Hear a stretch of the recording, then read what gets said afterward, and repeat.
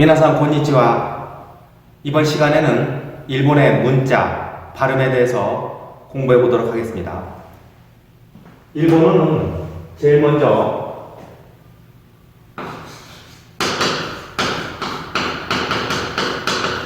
히라가나 한글로 쓰면요, 히라가나라고 하는 글자와 그 다음에 가타카나 한글로 쓰면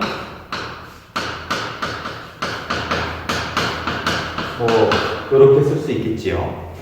가타카나라는 글자, 그 다음에 한자,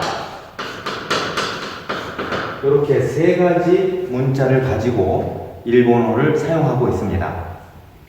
그러면 왜 이렇게 세 가지로 나눠져 있느냐? 자, 우선 맨 먼저 히라가나의 유래를 알아보도록 할게요.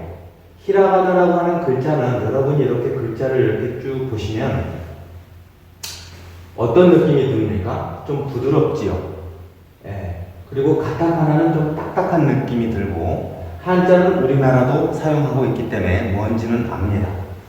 자, 그럼 히라가나는 어디서부터 나온 글자냐? 히라가나는 한자의 초소체에서 나왔다고 합니다. 즉, 일본은 원래 한자만 가지고 문자를 사용했던 겁니다. 그러다가 한자를 쓰는 와중에서 초소체라는 글씨체가 있습니다.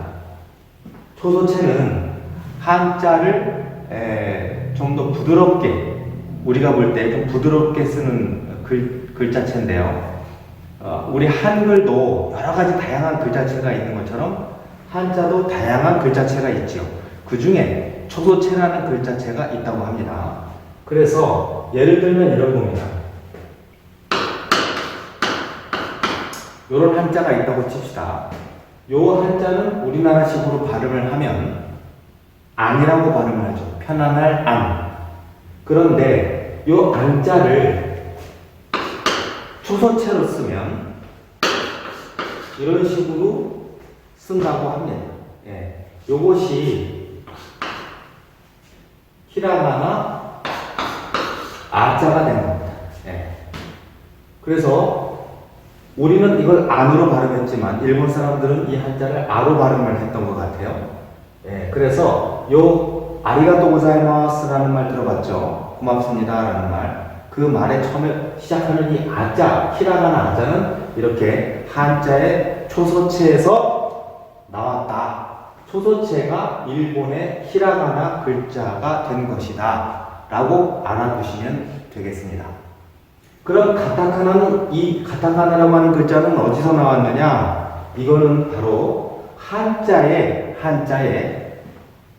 이것도 역시 한자에서 나온 글자인데 한자의 자획의 일부를 따서 만든 글자다, 이렇게 알고 계시면 돼요. 예를 들어서 한자를 이렇게 쓰면 이걸 더할 가라고 발음. 일본 사람도 가라고 발음했던 것 같아요. 여기서 자획의 일부를 딴 게, 요것만 딴 게 이게 카입니다. 카. 자획의 정자체에서, 한자의 정자체에서 자획의 일부를 딴 거죠. 예. 요 가타카나, 타도 마찬가지예요. 타도 요런 한자, 마늘다라고 발음을 하죠, 우리나라는. 일본 사람들도 이걸 다로 발음을 했단 말이에요. 음독하면. 요것이 한자의 요 자획의 일부만 따서 갖고 온 게 타라고 하는 글자체입니다. 따라서 히라가나는 한자의 초소체,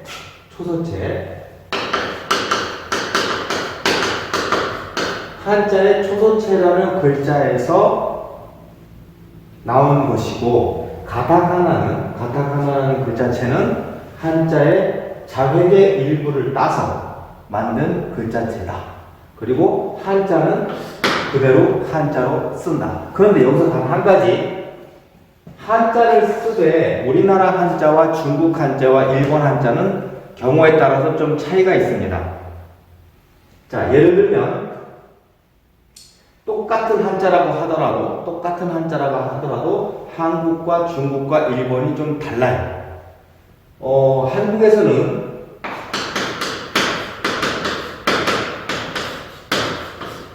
이렇게 쓰지요. 이건 배울 학이라고 합니다. 예. 한자를 이런 식으로 쓰는데 일본에서는 일본식 한자, 일본에서는 한자를 이렇게 쓰지 않고 줄여서 이렇게 씁니다. 이게 바로 일본식 한자예요. 이걸 안 쓰고 이걸 쓴다. 일본에서는. 또 기자도 이런 식으로 쓰죠. 예, 우리나라에서는, 일본에서는 기를 이렇게 쓰지 않고 줄여서 그냥 이렇게 쓴다. 또 하나,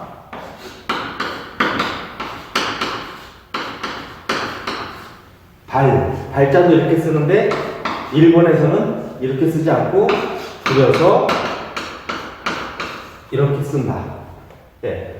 같은 한자도 있지만 이렇게 우리나라에서 쓰는 한자를 더 줄여서 일본식으로 바꾼 이 일본식 한자를 알아두셔야 됩니다. 일본은 일본식 한자를 이렇게 쓰기 때문에 그렇습니다. 그럼 왜 이렇게 한자를 줄여서 썼을까요? 당연히 한자를 많이 쓰다 보니까 너무 많이 복잡하죠. 획수가 많으면. 그래서 점점 줄여서 이렇게 간략하게 줄인 한자를 쓰게 된 것이죠. 따라서 종합적으로 얘기를 하자면 일본어라고 하는 이 언어는, 문자는 히라가나와 가타카나, 한자 이렇게 세 가지를 혼용해서 지금 사용하고 있다. 이렇게 보시면 되겠습니다. 그러면 자, 왜 이렇게 나눠져 있는가? 히라가나의 쓰임새가 뭐고 가타카나는 어떨 때 쓰는가? 라고 하는 것을 알아보도록 하겠습니다. 먼저 히라가나라고 하는 글자체는 보통 일본어를 표기할 때 다 쓰는 문자입니다. 아리가토 고자이마스, 이떼키마스, 곤니치와, 곤방와 이런 일본어를 표현할 때는 무조건 히라가나로 표기하면 됩니다. 다만 가타카나는 표기가 한정되어 있습니다. 외래어라든가 외래어, 또 특별히 강조하고 싶은 말이라든가 여기에 한정되어서 쓰이는 문자라고 생각하시면 됩니다.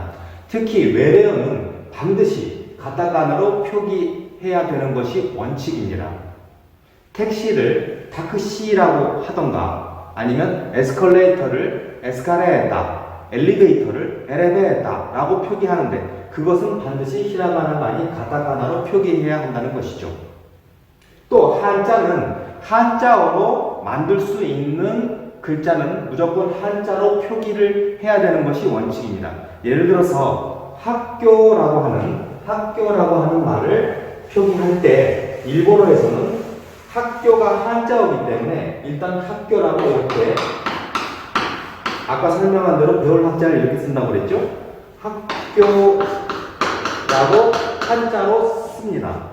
쓰고 이것을 발음은 학교라고 하지 않겠죠? 학교라고 발음합니다. 이 학교라고 하는 발음을 표기할 때는 히라가나로 표기해야 되겠습니까? 또는 가타카나로 표기해야 될까요? 그렇죠. 이것은 외래어가 아니기 때문에 히라가나로 표기하는 게 맞습니다. 그래서 이 발음을 표기할 때 히라가나라는 글자가 쓰이는 것이죠. 라고 이런 식으로 표기를 하는 겁니다. 따라서 일본어는 히라가나라는 글자와 가타카나라고 하는 글자체, 그 다음에 한자 이렇게 세 가지를 섞어가면서 사용하는 언어다라고 생각하시면 되겠습니다. 그리고 이 일본 한자의 특징을 또 하나 알아보도록 할게요. 이렇게 간단하게 줄여 쓰는 특징이 하나 있고, 또 하나의 특징은, 자, 예를 들어서 이런 한자가 있다고 칩시다. 이건 우리나라에서는 인이라고 발음을 합니다. 즉, 사람이라고 하는 뜻을 이야기하는 훈독과 인이라고 하는 발음을 말하는 음독으로 나눠서 이렇게 발음을 하지요. 그러나 우리나라에서는 이걸 발음할 때는 무조건 거의 대부분 인이라고 음독만 합니다. 이거를 딱 이렇게 써놓고 사람이라고 발음하지는 않지요. 그래서 이 인이라고 하는 한자를 하나만 외우게 되면 이 글자가 들어간 어떤 단어도 다 인으로 발음하면 됩니다. 예를 들어서 이런 한자가 있다고 치면 이거는 인 그리고 간 사이간 해서 인간 이렇게 발음을 하지요. 이걸 그 어떤 우리나라 사람이 훈독을 해서 뜻으로 이것을 발음하지 않죠.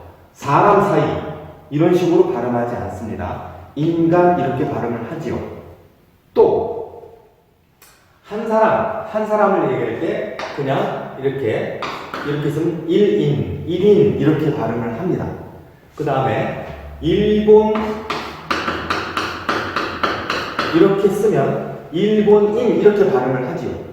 자, 전부 인 이렇게 발음을 합니다. 근데 일본의 한자를 발음하는 방법은 때에 따라서는 음독, 때에 따라서는 훈독 이렇게 여러 가지로 발음을 한다는 거죠. 그래서 사람 인자를 써놓고 이걸 그냥 하나로만 내면 일본 사람들은 훈독, 사람이라는 뜻으로 훈독해서 히토 이렇게 발음합니다.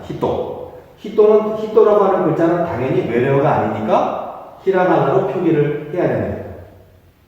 또 인간 이러면 이때는 닌겐 그래요. 발음이 닌겐 이렇게 발음합니다. 네. 닝으로 발음합니다. 닝.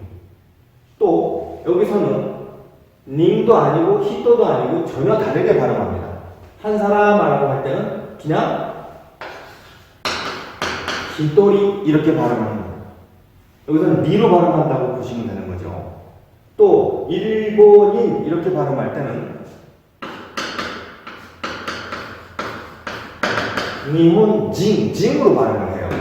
따라서 어떨 때는 징, 어떨 때는 리, 어떨 때는 닝, 어떨 때는 히토 이런 식으로 같은 한자래도 때에 따라서 다르게 발음할 수 있다 라고 하는 게 중요한 포인트입니다.